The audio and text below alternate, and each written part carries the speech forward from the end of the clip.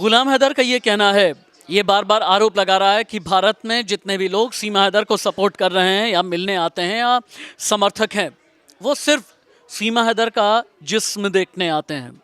इस तरह की उलझुलूल बातें कर रहा है गुलाम हैदर। मिली है मेरे साथ में गुलाम हैदर और सीमा को लेकर के।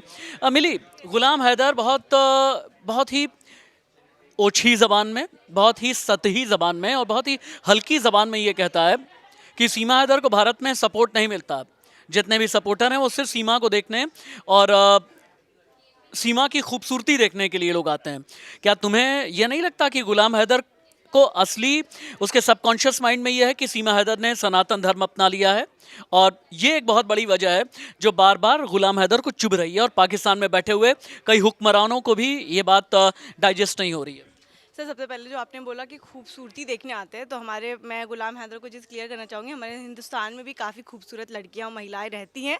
तो ये ना बोले कि खूबसूरती देखने आते हैं। और जो उन्होंने सनातन धर्म अपनाया है, तो हाँ, ऑब्वियसली बात है, उनको बुरा तो लग ही रहा होगा ना कि वो मुसलमान से एक अपना धर्म परिवर्तन करवा के सनातन धर्म को अपनाई है और इतने अच्छे तरीके से मतलब हर एक रिचुअल को फॉलो करी। तो कहीं ना कहीं उनके मन में ये चीज़ तो चुभ ही रही होगी कि आखिर क्यों ऐसा किया सीमा हैदर। कभी ऐसा नहीं लगता कि पाकिस्तान में बैठा हुआ गुलाम हैदर या बहुत से लोग और ट्रोलर्स भी सीमा हैदर पर बहुत प्रेशर बनाने की कोशिश कर रहे हैं? कभी ऐसा नहीं लगता कि कहीं सीमा टूट ना जाए?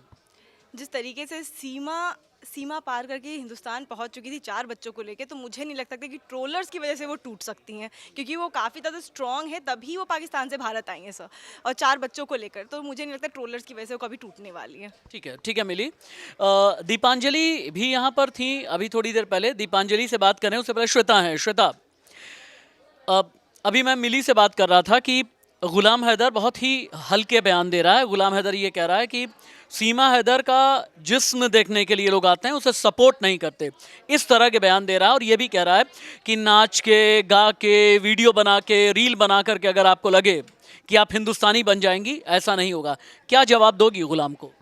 मेरा कहना ये है कि वो अभी जो भी हैं डजेंट मैटर। एक वक्त पे वो आपकी पत्नी थी, और अभी आपका रिश्ता नहीं सही चल रहा है, वो अलग बात है, लेकिन आपको तब भी उनकी रिस्पेक्ट करनी चाहिए। हाँ बिल्कुल, मैं ये पूछना चाह रहा था कि सबसे पहले गुलाम हैदर को क्या ये सीखने की ज़रूरत नहीं है कि किस तरह से एक महिला की इज्जत करें? जी बिल्कुल। एक वो पहली बात तो वो एक महिला है, दूसरी बात वो एक्स वाइफ ही सही, लेकिन आपकी वाइफ थी। आपको रिश्ता रहे ना रहे, आपको उनकी रिस्पेक्ट हमेशा। आपके 4 बच्चों की माँ भी है। हाँ, आपके 4 बच्चों की माँ भी हैं, तो यहाँ पे तो ये उनका ही बयान और इस तरह से उनका अपनी मतलब एक्स वाइफ पे ऐसी टिप्पणी करना बिल्कुल भी सही नहीं है। ठीक है। गुलाम हैदर और सीमा हैदर को लेकर के एक ओपिनियन हमेशा ही संदीप का भी होता है। एक बार संदीप के पास भी आ जाए। संदीप, गुलाम हैदर ये कह रहा है कि भारत में जो लोग भी सीमा हैदर के पास में जाते हैं वो सीमा हैदर का जिस्म देखने के लिए आते हैं।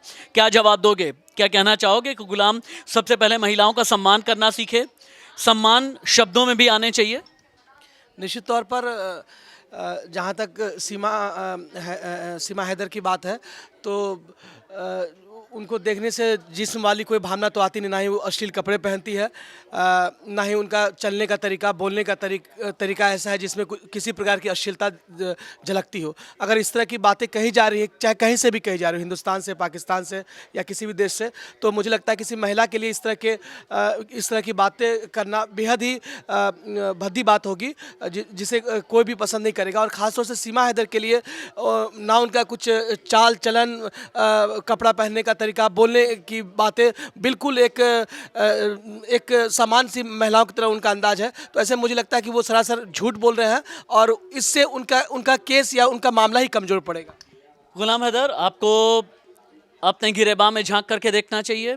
आप सबसे पहले एक महिला की इज्जत करना सीखें।